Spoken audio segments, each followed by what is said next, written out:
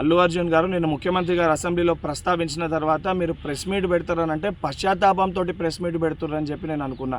ఎందుకంటే సంధ్యా థియేటర్ సంఘటన జరిగిన తర్వాత ఆ సంఘటన మీ దృష్టికి వచ్చిన తర్వాత కూడా మీరు ఈ రకంగా మూవీ ఎప్పటివరకు చూసిర్రు, ఎప్పటివరకే క్లాప్స్ కొట్టిర్రు, వెళ్ళేటప్పుడు మీరు అభివాదం తెలుపుకుంటూ వెళ్ళినరా లేదా మీరు ర్యాలీగా వెళ్ళిర్రా, చాలా క్లియర్గా ఫుటేజెస్ కనబడుతున్నాయి. మీరు అవన్నిటినీ పక్కన పెట్టి ఏదో జరగలేదు, నా దృష్టికి రాలేదని చెప్పి మీరు మాట్లాడుతున్నారు. సరే, మరుసటి రోజు మీ ఇంటి దగ్గర కూడా మీరు ఇన్సిడెంట్ జరిగిన తర్వాత కూడా పటాకీలు కాల్చుకున్నారు.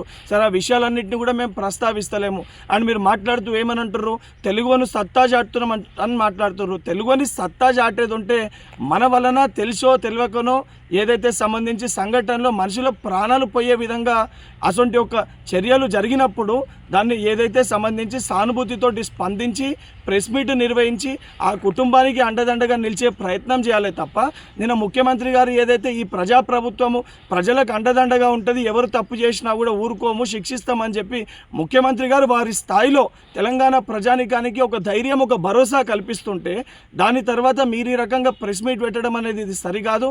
ఇప్పటికన్నా మీరు మాట్లాడిన మాటలపైన మీరు ఆత్మవిమర్శ చేసుకొని మీరు మాట్లాడిన మాటల్ని వెనుకకి తీసుకోవాలని చెప్పి డిమాండ్ చేస్తున్నా.